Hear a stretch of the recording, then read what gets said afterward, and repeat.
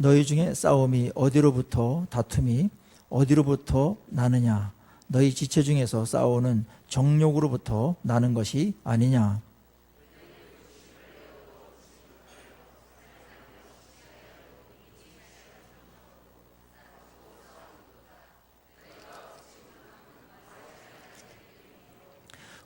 구하여도 받지 못함은 정욕으로 쓰려고 잘못 구하기 때문이라.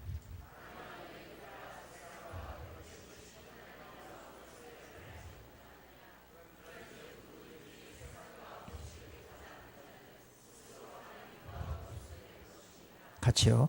너희는 하나님이 우리 속에 거하게 하신 성령이 시기하기까지 사모한다 하신 말씀을 헛된 줄로 생각하느냐. 아멘. 네.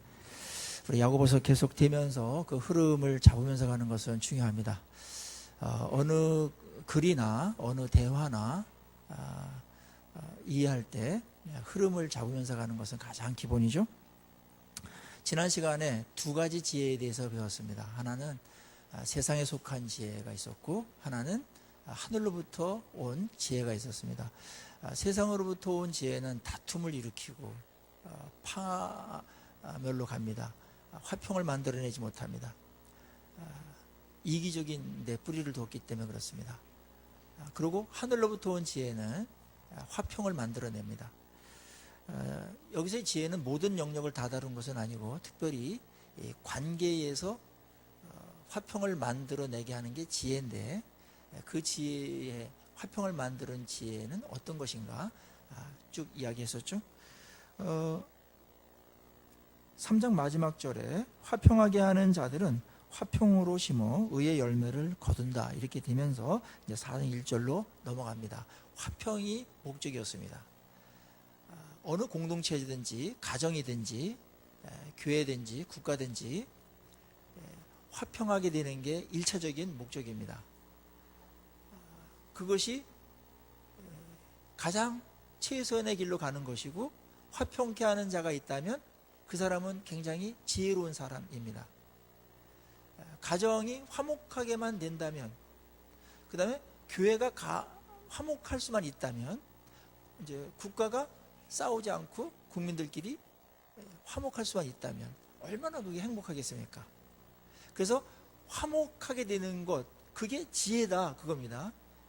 특별히 교회를 두고 한 말인데, 여기서는 교회가 만약에 다툰다고 생각해 봅시다. 그리고 분열이 일어났다고 생각해 봅시다. 적이 달라집니다. 얼마나 그게 지혜가 없는 겁니까? 어리석은 겁니까? 적이 달라지는데 우리는 사탄하고 싸워야 되고 세상의 어두운 세력들하고 싸워야 됩니다. 내 마음에 정욕하고 싸워야 됩니다. 해야 될 일들이 너무나 많습니다. 힘을 합해도 될까 말까인데 거기서 분열이 생겼다, 서로 싸우지 못하고 화목하지 못하다, 그것만큼 적에게 이로운 상황이 있을까요? 우리나라가 가장 위험한 때는 언제였을까요? 6.25 이후에 많은 사람들이 12.12 사태를 꼽습니다. 군인들끼리 충돌이 일어난 거죠. 그때 북한에서 저류의 기회를 놓친 것에 대해서 땅을 쳤다고 그러지 않습니까? 그때 내려왔으면은 질이 멸렬하고 하나가 안 돼가지고 그대로 당할 겁니다. 적이 다르니까요. 그런 것처럼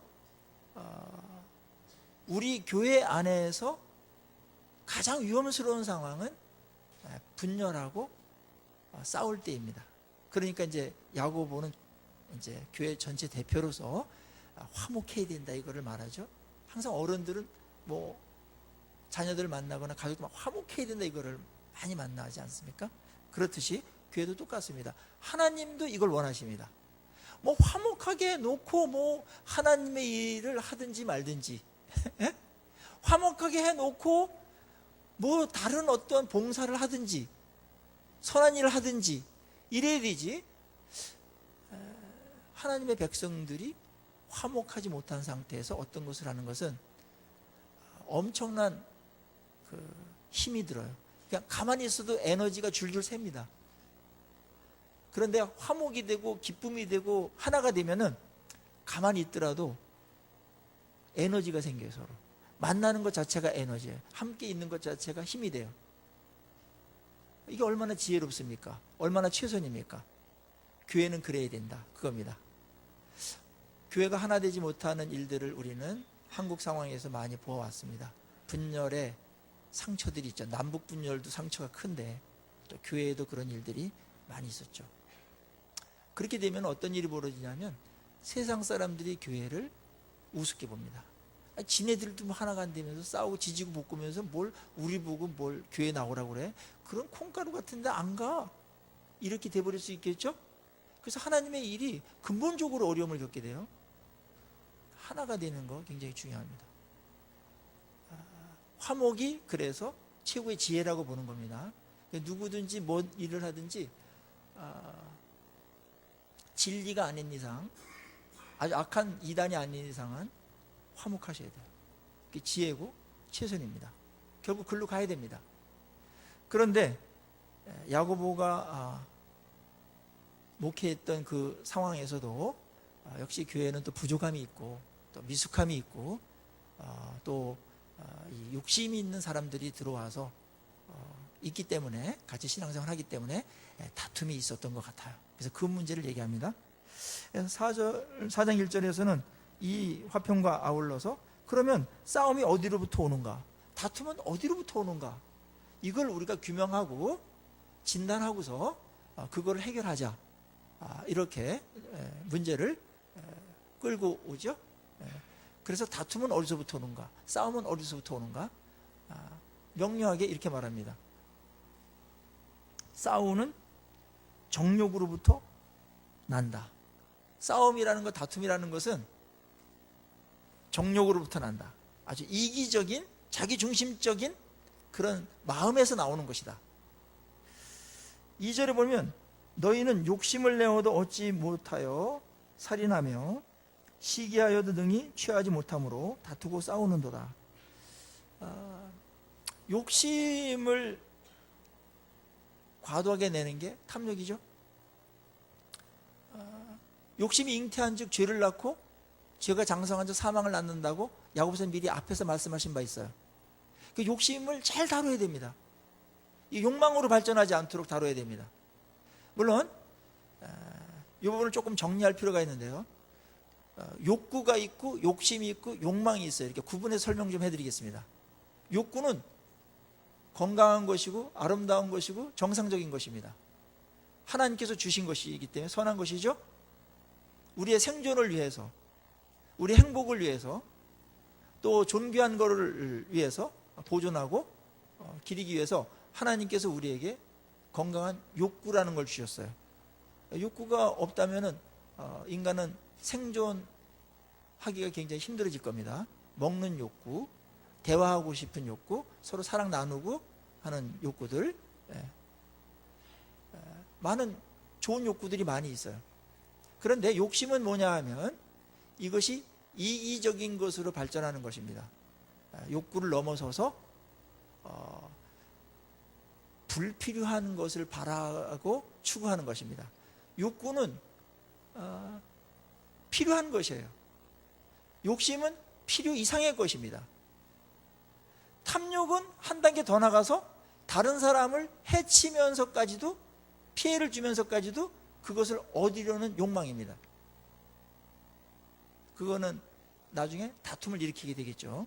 그래서 오늘 요거를 섞어가면서 쓰는데, 자, 그 욕심과 정욕은 결국은 싸움을 일으키고 다툼을 일으킨다. 그것 때문에 너희들도 싸움을 하는 것이다. 이게 정리되어야 된다. 그 말입니다. 그런데 이 부분을 얘기하면 우리는 세상이 다 이 욕망 체제 안에서 세상이 돌아가기 때문에 그러면 우리는 어떻게 살지? 이런 이제 걱정을 할 수가 있어요. 그 부분은 그래서 이제 야고보서가 조금 뒤에 설명을 하게 됩니다. 자본주의든 사회주의든 욕망을 에너지로 삼습니다. 그래서 욕망을 자극합니다. 더 많이, 더 부유하게, 갖고자 하는 그런 욕망을 부추기면서 그걸 에너지화 시켜서 경제로도 돌아가고 사람들의 어떤 열심도 돌아가게 되죠. 그래서 굉장히 그 경쟁 체제로 가는데 거기에 싸움과 다툼이 있을 수밖에 없다라는 거예요. 이익은 한정이 있는데 그거를 서로 많이 가지려고 싸우다 보니까 불가피한 그런 싸움이 있고, 싸움의 극치는 뭡니까? 사람을 죽이는 겁니다. 이런 일들이 돈 때문에도 벌어지고, 그 다음에 어떤 뭐 자리 때문에도 벌어지고, 어떤 자기 자존심과 어떤 자기를 좀 드러내려고 하고 증명하려고 그러는데 무시당했을 때 그냥 엄청난 폭력이 나오고, 이런 싸움들이 사회 곳곳을 지배하고 있고, 그 속에 우리 하나님의 백성들이 살아가고 있는 겁니다. 이게 일반화되어 있기 때문에 이 욕망이라는 게 이렇게 위험한 건가, 그 생각을 많이 못해요. 그건 정상적이고 당연한 것으로 자본주의 사회에서는 처리하고 있기 때문에 그렇습니다. 그런데 욕심과 욕망은 우리가 생각하는 것보다 훨씬 위험한 것이고, 그것 때문에 가정도 화평이 안 생기고 깨지고 다투고, 교회도 이것 때문에 그렇게 되고 국가도 이렇게 되는 것이죠. 이걸 욕심을 제어하고 욕심을 때려잡지 않는 이상은 화평이 올 수 없습니다. 그래서 이 부분을 본격적으로 얘기하는 겁니다. 로마서에서나 갈라디아서나 예수님도 이 부분에 있어서 욕망의 문제, 이 문제를 신앙과 연결시켜 가지고 우리의 삶과 연결시켜서 설명을 많이 하셨고, 예수님의 강화 가운데 15% 이상이 욕심과 관련된 말씀이라는 통계가 나와 있습니다. 욕망이 얼마나 파멸로 가는지 오늘 본문에도 나와 있는데, 연암 박지원의 그 열하일기라는 책이 있습니다. 거기에 황금대기라는 그 파트가 있는데, 황금대를 지나가면서 거기서 기록된 글입니다. 이야기는 이렇습니다. 3명의 도둑이 있었어요. 우리가 한번 저 무덤을, 왕릉을 도굴해 가지고 금을 캐 가지고 한번 출세를 한번 하자. 의기투합해 가지고 하나가 돼 가지고 도굴을 합니다. 다행히 거기에 황금이 나왔어요. 황금이 막 수북히 나왔습니다. 이들이 막 너무 좋아가지고 우리가 자축을 해야 되지 않냐. 그래서 동네 가서 술을 사다가 음식을 사다가 먹자. 그때 한 명이 자원합니다. 내가 술을 사오겠다고. 가면서 탐욕이 생겼습니다. 하늘이 준 좋은 기회가 아닌가.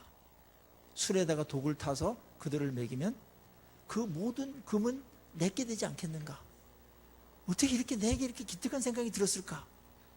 이러면서 딱 사가지고 독을 탑니다. 딱 갖고 이제 옵니다. 만면에 웃음을 띠면서 딱 옵니다.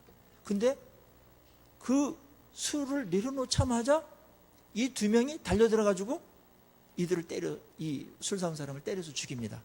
그 술 사러 보낸 그 사이에 둘이서 탐욕이 발동해가지고 저놈만 죽이면 3분의 1로 나눠야 될 걸 반반씩 나누면 좋지 않나.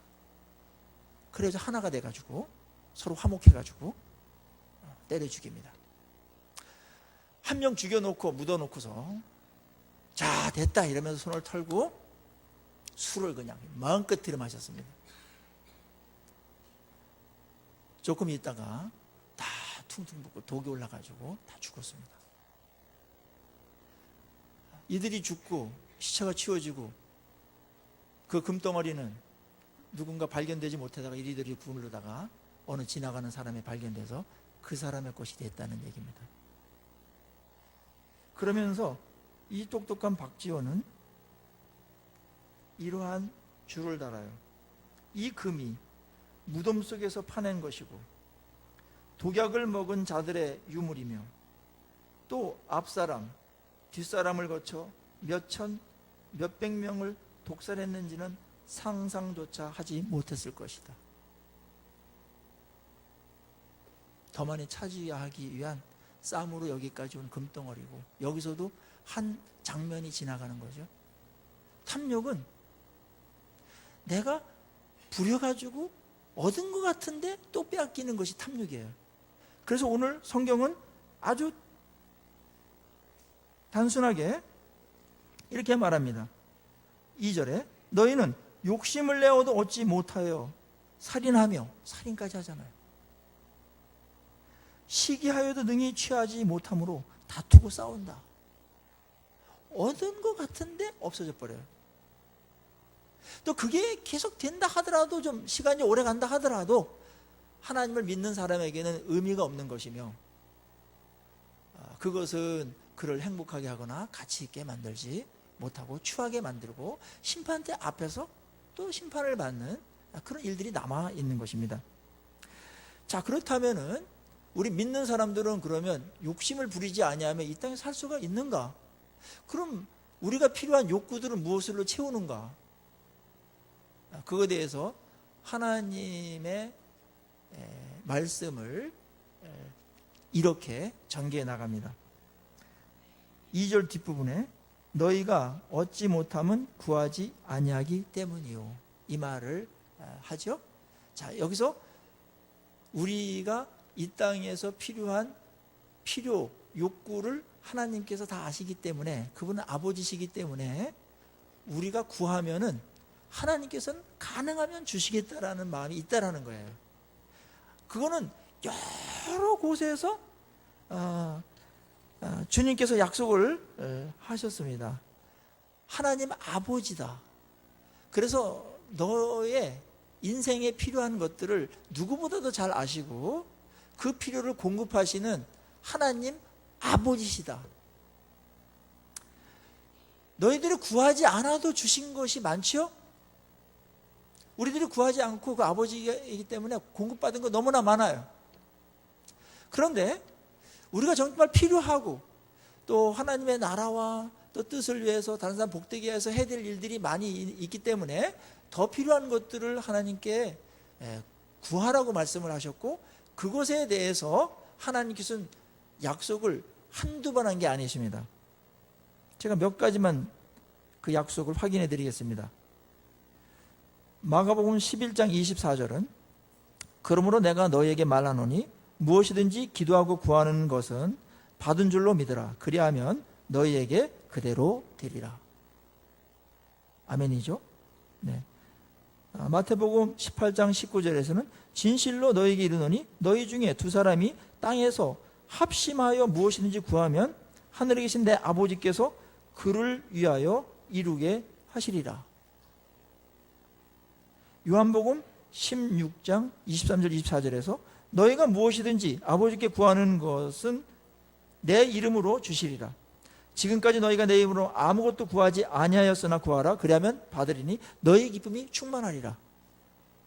아주 가장 유명한 구절은 마태복음 7장 7절 8절일 겁니다. 구하라 그리하면 너희에게 주실 것이요, 찾으라 그러면 찾아낼 것이요, 문을 두드리라 그러면 너희에게 열릴 것이니 구하는 이마다 받을 것이요, 찾는 이는 찾아낼 것이요, 두드리는 이에게는 열릴 것이니라.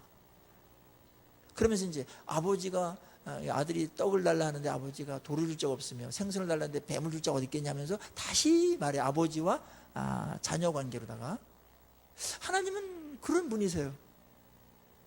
그 하나님 우리의 영혼만 구원해 놓고 이 땅에서의 필요에 대해서 아무런 관심이 없으시거나 그런 분이 아니세요. 그래서 너희는 아무것도 염려하지 말아라. 특별히 무엇을 먹을까, 무엇을 입을까, 무엇을 마실까 염려하지 말아라. 천부께서 하늘에 계신 아버지께서 다 아시느니라. 이렇게 하면서 또 필요한 거 있다면 구해라, 이렇게 말씀해 주셨습니다. 얼마나 좋으십니까?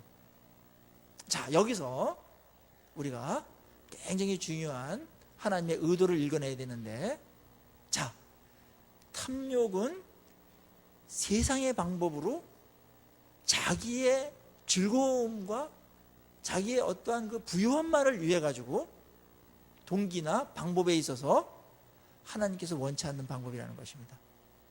하나님께서 원하시는 방법은 구하는 것입니다. 그걸 하나님께서 공급해 주시고 허락해 주시는 것, 그것이 양이 얼마든지 간에 양까지도 조절하세요.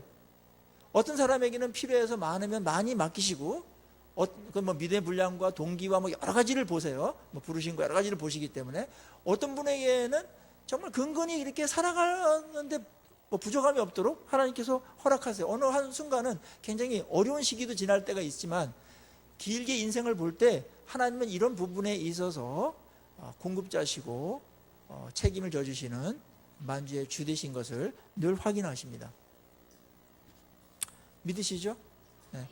그래서 하나님께서 우리에게 주신 것, 그 공급하신 것, 그거로 일단 자족하고 그 안에서 무엇을 하는 게 일단은 욕심과 탐욕을 막는 것이라는 겁니다. 다시 말해서 하나님께서 요 정도 주시려고 그랬는데 더 많이 가지려고 하려고, 또 자기를 뭐 과시하거나 또 사치하거나 또 더 자기를 좀 즐겁게 만들기 위해서 필요 이상의 것을 과도하게 뭘 구했을 때 하나님은 그것에 대해서 들어줄 책임은 없다라는 것이 오늘 본문의 말씀이죠. 그게 3절이에요. 구하여도 받지 못함은 정욕으로 쓰려고 잘못 구하기 때문이라. 굉장히 기도할 때 많이 헷갈리기도 하고 좀 분별이 안 되는 그런 부분들도 있어요. 이걸 구하는 게 오직 하나님의 영광과 다른 사람 복되게 하는 것과 다른 사람 사랑으로 그렇게 하는 건가, 아니면 곁들여서 나도 거기에 복도 받고 또 좀 누리고 막 이렇게 하는 건가, 이런 게 섞여 있죠. 예를 들자면 지금 돈 한 푼 없어요. 근데 헌금은 많이 하고 싶어요. 그래서 하나님, 저에게 10억을 주신다면 제가 1억을 바치겠습니다. 그건 뭐 누구나 다 하는 거죠. 근데 거의 안 주세요. 뭐 아무것도 지금 가상적인 그런 기도를 누가 들어주겠어요. 그래서 평소에 뭐 태도나 이게 좀 증명이 되면서 또 내 마음의 동기가 순수할 때 하나님께서 어떤 것을 맡기시고 또 그렇게 또 잘 사용하실 수 있도록 하는 부분이 있을 겁니다. 그게 어떤 자리든 영향력이든 은사든 어떤 기회든 말입니다. 우리 이것들 하나님께 구하면서 늘 점검해야 돼요. 이게 정욕으로 쓰려고 하는 것, 그러면서 나한테 물어야 돼요. 또 하나님도 물으세요. 너 그거 달라고 그렇게 떼쓰고 그렇게 기도하는데 그거 받아서 뭐 하려고 그래? 그때 대답이 분명해야 돼요. 속이면 안 됩니다. 진실해야 돼요. 동기가 정말 하나님 앞에 순수해야 돼요. 하나님은 깊은 동기를 늘 살피세요. 그게 욕심인지 또 하나님의 영광과 또 입으로 표현된 어떤 자신이 원하는 그런 아름다운 것인지에 대해서는 하나님이 그 동기를 아십니다. 이 정욕으로 저도 구할 때가 많이 있었어요. 근데 나중에 안 들어주시더라고요. 그래서 왜 안 들어주실까 했더니 가만히 보니까 섞여 있어. 나도 조금 거기에 국물이라도 먹는 게 지금보다는 훨씬 나아. 그래가지고 뭐 무지 교회 위하는 척하고 하나님 영광을 막 이렇게 들이댔지만 하나님이 그거를 딱 걸려가지고 어떤 거는 내가 접은 게 있고 어떤 거는 동기만 바꾼 게 있어요. 그건 굉장히 일어나야 될 일이에요. 근데 그게 좀 이기적이지 않은 쪽으로 계속해서 기도를 붙들고 가는 게 기도를 오래 해야 될 이유입니다. 이거는 하루아침에 한 번 기도해가지고 될 일이 아니에요. 우리의 욕심이 왔다 갔다 하기도 하고, 이 욕심이 끌어당기는 그 흡입력이라는 것은 중력같이 세다고 그랬잖아요.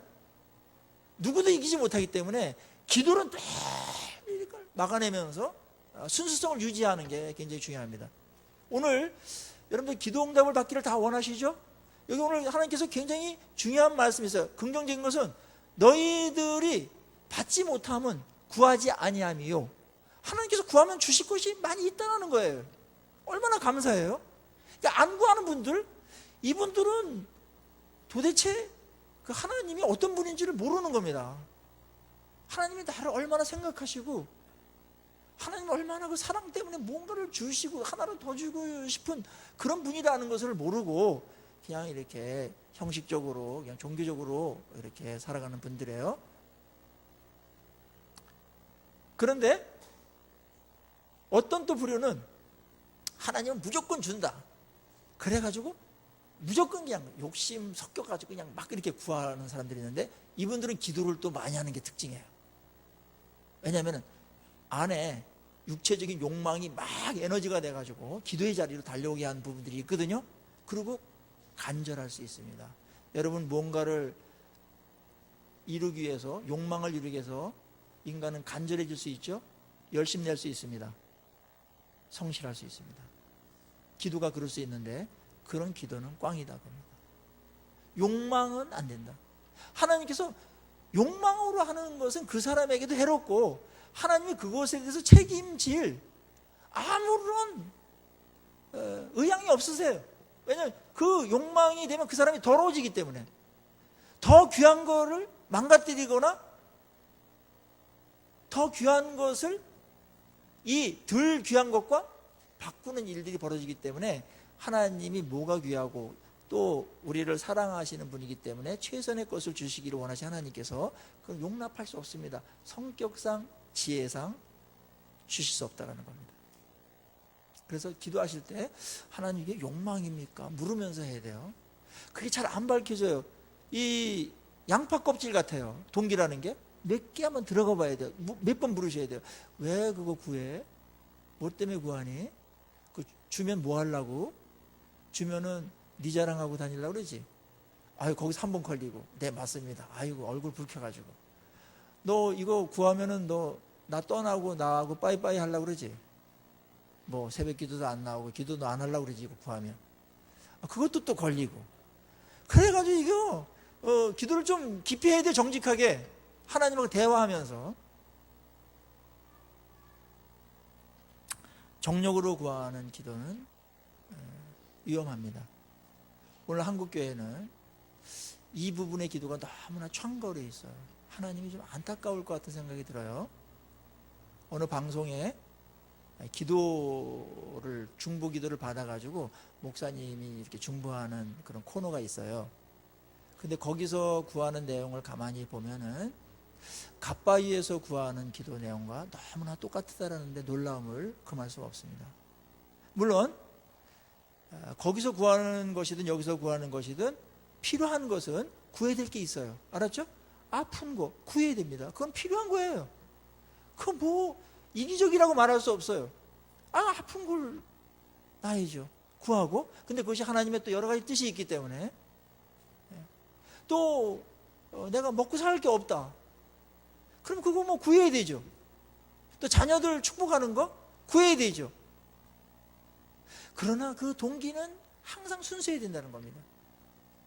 이게 성령으로 거듭나지 아니하면 동기가 안 바뀌어요.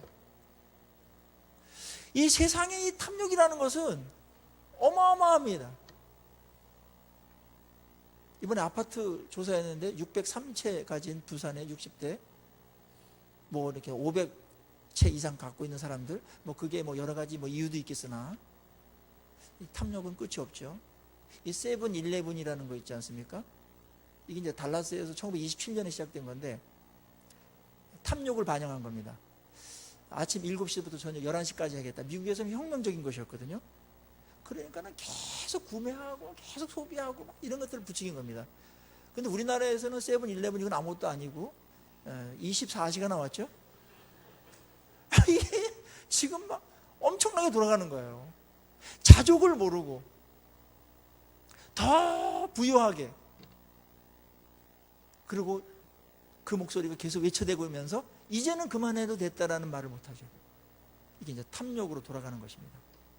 그럼 거기에 만족도 없어요. 그리고 하나님께서 더 존귀한 것들을 우리에게 예배해 놓으시고 우리의 인생이 정말 아름답고 복되고 많은 사람들을 이롭게 하는 그런 삶이 되어야 될 텐데 탐욕이 해결되지 아니하면 기도도 이상한 기도 제목으로 늘 하게 되고 그 다음에 우리가 하나님 앞에서 부르신 그 다른 사람들을 복되게 하는 이런 부분들을 감당해낼 수가 없는 것입니다. 성경에 보면은 이 탐욕 때문에 망한 사람들이 많이 있는데 아담과 하와도 사실은 탐욕 때문에 망한 겁니다. 사탄이 꼬였죠. 탐욕을 자극했습니다. 이 선악과를 따먹으면 하나님과 같이 돼. 인간이 얼마나 존귀한데 하나님 형상대로 지음받은 인간이 얼마나 존귀하고 누릴 게 많으며 모든 삼라만상을 만물을 인간을 위해서 만들었는데 그거에 만족하지 못하고 하나님처럼 돼야 되겠다라는 탐욕이 생기면서 선악과를 따먹죠. 그 원죄가 그 욕심이 계속 인간에 흐르고 있는 겁니다. 뭐 엘리사 시절에 게하시도 그랬고, 그 다음에 뭐 아간이 그 여리고 전투에서 전유물로 한 거 하나도 가져오지 말라고 그랬는데, 그거를 이제 가져왔다가 아이성 전투에 공동체가 패망하게 만드는, 하나님이 떠남으로 인해서 그런 공동체에 아주 치명적인 어떤 그 피해를 입히는 그런 일들도 벌어졌습니다. 뭐 아나니아와 삽비라 사건이라든지 뭐 이런 모든 것들이 다 탐욕이 저지른 것이고, 모든 죄는 욕망하고 연결되어 있습니다. 그래서 탐욕은 우상숭배라는 말을 했고, 십계명에서 제일 마지막에 탐심에 대해서 경고하고 있죠. 이게 붙잡히지 않으면 우리의 신앙생활이나 우리의 삶 자체가 하나님이 원하시는 삶으로 갈 수 없어요. 그래서 오늘 4절은 하나님과 관계에서 탐욕이 어떤 역할을 하는가, 탐욕을 품고 세상을 사랑하면서 갈 때 하나님하고는 어떤 관계가 되는가에 대해서 4절 이어집니다. 가늠한 여인들아 이랬어요. 이 가늠하다는 여인들은 구약의 용어죠. 하나님을 사랑하지 아니하고 세상을 사랑하고 하나님을 섬기지 아니하고 우상을 섬기고 돈을 섬기고 이랬던 사람들을 말하는 거예요. 이거는 대단히 충격적인 발언이에요. 설교자로서 가늠한 여인들아 이렇게 야고보가 한 거예요. 왜냐하면 가늠했기 때문에. 이거는 영적인 간음을 말하는 겁니다. 우선순위에 대한 간음입니다. 이 용어를 쓴 것은 하나님과 우리와의 관계를 부부관계와 같은 그런 배타적인 사랑을 요구하는 관계로 설명하고자 하는 의도가 있습니다. 세상과 벗된 것이 하나님과 원수됨을 알지 못하느냐? 그런즉 누구든지 세상과 벗이 되고자 하는 자는 스스로 하나님과 원수되는 것이다. 자, 이게 보통 일이 아니죠. 우리 하나님 사랑하고 하나님 사랑받고 하나님 귀염받고, 그렇죠? 하나님과 아름다운 관계를 가는 게 우리 최고의 복인데, 정욕을 품고 욕망을 품고 세상으로 달려가면서 세상에서도 욕망을 실현하려고 하는 그런 사람들은 결국은 하나님을 떠나는 것이고 하나님을 덜 사랑하는 것이고 하나님이 원하는 방향으로 가지 아니하고 자기 욕망으로 달려가는 것이기 때문에 하나님하고 원수지간이 된다. 관계면에서 방향이 원수예요. 안 맞아요. 그만큼 이게 위험천만한 겁니다. 여러분, 어느 성경에도 하나님이 싫어한다, 하나님이 그거 나빠한다, 그런 표현들은 많으나, 하나님이 그걸 죄로 여긴다 이런 말은 많으나, 하나님하고 원수가 된다 이런 죄 들어본 적 있습니까? 엄청나게 충격적인 거예요. 이거는 하나님하고 원수가 되는 일이 있어요. 그게 무슨 사소한 무슨 죄를 짓는 게 아니에요. 정욕에 사로잡혀서 세상을 사랑하는 것이고 물질을 섬기는 것이고 그런 것입니다. 이게 하나님하고의 관계에 치명적인 일을 일으킨다라는 겁니다. 우리 자본주의 사회에서 너무나 세뇌되고 너무나 익숙하게 있었던 자기의 욕망을 품고 그것을 야망으로 삼아서 세상 속에서 그것을 이루고자 하는 그런 사람들, 그렇게 이뤄낸 사람들을 멋지고 성공자라고 얼마나 부추깁니까? 정말 그렇습니까? 물론 그래가지고 어디에 뭐 이렇게 구제도 많이 하고 또 뭐 빌 게이츠처럼 장학재단이나 무슨 뭐 어려운 사람들에서 병원도 줘주고 많은 것들을 하는 것은 본받을 수가 있어요. 그 방면은 좋으나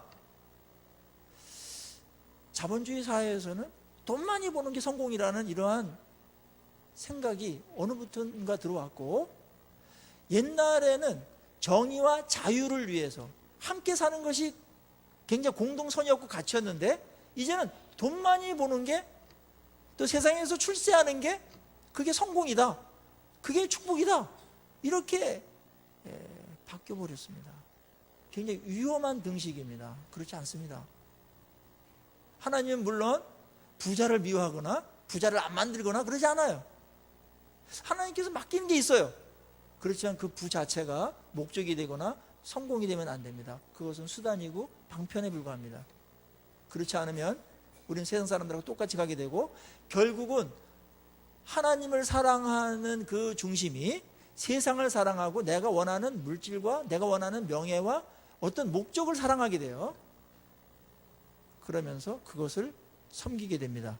그것을 위해서라면 하나님도 이용할 마음이 있습니다. 기도도 그거를 위해서라면 하나님의 뜻이고 뭐고 아랑곳하지 않습니다. 그냥 밀어붙입니다. 이게 정상입니까? 그런 면에서 하나님하고 안 맞다는 거, 하나님의 의도하고. 그리고 5절에 너희는 하나님이 우리 속에 거하게 하신 성령이 시기하기까지 사모한다 하신 말씀을 헛된 줄로 생각하느냐 이랬습니다. 하나님은 그렇게 하나님을 떠나서 하나님이 2차, 3차 사랑의 대상이 되고 목적이 됐을 때 성령께서 우리에게 아주 시기한다. 그 일에 대해서 아주 시기한다. 이 시기한다는 말은 아주 강한 성령의 욕망을 말합니다. 이 성령의 소욕이 있거든요. 이거랑 아주 배치된다라는 겁니다. 우리 마음속에 이 시기가 있으면 성령하고 안 맞기 때문에 이루어갈 때 막 도취돼가지고 잠깐의 어떤 기쁨이 있을지 모르나 참된 평화나 자유나 이런 게 없어. 깨름직해요. 성령하고 안 맞기 때문에 그렇습니다. 뭔가 공허해요. 그래서 하나님께서 이런 부분에 대해서는 두 가지가 있어요. 하나는 하도 때렸으니까 네가 한번 해봐라. 얼마나 이게 공허한 것이고 얼마나 이게 죄된 것인지 그렇게 아주 경험을 해가지고 딱 줬다가 망하게 함으로 인해가지고 거기서 막 단말씀을 다 막 경험하고서 막 천부의 의지 없어서 이제 손 들고 이 찬양 부르게 만드는 사람이 하나가 있고, 어떤 사람들은 허락을 안 하세요. 암만 구해도 이런 부분에서 허락을 안 할 때에는 두 가지야. 하나는 내가 준비가 안 돼서 그런 게 하나가 있고, 주면은 분명히 이게 영적으로 더 나쁜 일들이 생기는 그런 것들이 있어요. 또 다른 하나는 그거를 아예 안 줘가지고 하나님께 이제 돌아와서 깨닫게 만드는 거죠. 그래서 참된 것을 이렇게 직진할 수 있도록 그렇게 하는 하나님의 방법들이 있습니다. 자, 우리 이제 삶의 방식 중에 이제 화평을 얘기하다가 다툼이 얘기했는데, 다툼은 이 정욕과 이 욕심 때문에 생긴 것인데, 욕심이 됐을 때 하나님과의 관계도 뒤틀린다. 사람들과의 관계도 화목한 게 최고의 축복인데 하나님과의 관계도 깨진다. 거기도 싸움이 있을 수밖에 없다. 욕망이라는 것은 관계를 파괴하는 것이기 때문에 욕망의 지배를 받고 거기에 사로잡히는 것은 어리석은 것이다. 결론을 이렇게 내린 것입니다. 하나님은 왜 그럼 우리에게 그냥 이렇게 주시지, 그 마음대로 하시지, 왜 그러실까? 하나님하고 우리의 관계는 부부관계와 같아가지고 배타적인 사랑의 관계에 들어갑니다. 그래서 하나님은 자신만을 의지하고 자신을 사랑하고 최고로 사랑하고 하나님이 공급해 주시는 것으로 백성들이 살아가기를 원하세요. 그런데 자, 어느 부부가 있었어요. 그런데 남편이 좀 보러 오는 게 좀 시시해. 만족이 안 돼. 그래가지고 이 여인이 뭐 나가서 보는 건 괜찮으나 동네에 어떤 그 아저씨들이 주는, 어떤 남자들이 주는 어떤 물건을 계속 갖고 가서 살림에 보탬을 한다든지, 그 다음에 또 심지어는 이렇게 다이아몬드 반지나 금반지를 줬다고, 어느 남자가 줬다고 열 손가락에 다 끼고 다닌다든지, 만약 이런다면은 그 남편이 어떻게 생각하겠어요? 정신 나간 사람이라면 당신 능력 있네 뭐 이렇게 하겠죠? 살림에 보탬이 됐으니까. 그건 미친 겁니다. 그럴 남자가 없습니다. 좀 부족하더라도 같이 또 내가 해주는 거 하고 그렇게 행복하게 살기를 원하는 게 부부의 관계예요. 이렇듯이 하나님하고 우리의 관계는 이런 관계입니다. 그래서 하나님이 허락하지 않는 것, 공급하지 않은 것을 억지로 욕심을 내가지고 스스로 막 찾아다니면서 쟁취하고 이러는 거에 대해서 하나님은 시기하신다고 합니다. 하나님이 공급하시는 것만으로도 우리가 행복하게 살 수 있는 줄로 믿습니다. 세상에 설득당하지 마시고 사탄의 그 속삭임에 속지 마십시오. 그래서 감사할 게 얼마나 많은데 그걸 누리지 못하고 그걸 복으로 여기지 못하고 고작 이거야, 이렇게 살아가는 어리석은 사람들이 얼마나 많습니까? 여러분, 남한에서 그냥 평균 이하의 삶을 산다 하더라도 세계적으로 볼 때는 얼마나 많이 하나님께 공급받았는지를 여러분들 평균 한번 내보십시오. 그런 이야기가 나올 수 있나? 북한을 한번 보시고 비교해 보십시오. 가까이 있는 인도네시아나 저쪽 소말리아나. 여러분들, 하나님께서 우리에게 얼마나 많은 것들을 주셨는데 그냥 조금만 더 이런 어떤 사탄의 이 욕망의 소리에 넘어가가지고 하나님께서 주신 것을 거기서 복되게 사용을 못한다든지 감사를 못한다든지 이런 어리석음에 빠지지 않도록 하십시오. 탐욕은 확실하게 잡아야 됩니다. 그래서 하나님께서 이 탐욕을 잡기 위해서 너희들이 예수를 믿을 때, 십자가를 믿을 때 너희들의 그 정욕이 십자가에 함께 못 박혔다. 확실하게 죽인 겁니다. 그래서 이제 죽였기 때문에 또 살아나더라도 죽일 수 있어요. 알았죠? 선택할 수 있어요. 우리 마음에 두 가지 마음이 있어요. 성령이 주시는 거룩한 소욕이 있어요. 하나님의 영광을 위하고, 하나님 나라를 위하고, 다른 사람을 어떻게든지 출세시키고, 다른 사람을 어떻게 복되게 하고, 다른 사람을 어떻게든지 하나님 행복하게 만들려는 그게 있어요. 그게 성령의 소욕이에요. 그거에 비해서 이 소욕을 완전히 무력화시키고 방해하는 그런 아주 그냥 악한 그런 의도가 가진 소욕이 있어요. 그게 탐욕입니다. 그게 욕심입니다. 자기 중심적인 겁니다. 이거는 원수가 될 수밖에 없잖아요. 그것은 하나님하고의 관계에도 결정적인 영향을 미친다는 것 꼭 기억하십시오. 우리는 탐욕이 지배하는 세상에 노출되어 있습니다. 그러나 우리는 하나님의 백성이고 우리의 모든 주인 되신, 우리의 필요를 아시는 아버지 하나님께서 여러분에게 필요한 것들을 공급하실 줄로 믿습니다. 그리고 혹 부족하다면, 또 필요한 것이 생긴다면 기도하십시오. 단 정욕으로 쓰려고 하지 마시고 그거를 성령의 소욕에 맞게끔 아름답게 복되게 쓰려고 하나님께 구하십시오. 하나님께서 여러분들의 필요에 맞게끔 하나님께서 충분히 공급해 주실 의향이 있고 그런 실력도 있으시고 그런 애정도 있으시고 또 그래서 약속도 한두 번 한 게 아니십니다. 그 하나님을 바라봄으로 여러분의 탐욕이 얼마나 허수인가를 아는 것 지혜가 아니겠습니까? 하나님의 소욕에 사로잡히는 참된 지혜의 길을 걸어가시는 우리 모두가 되기를 주의 이름으로 축원합니다. 같이 기도하십시다.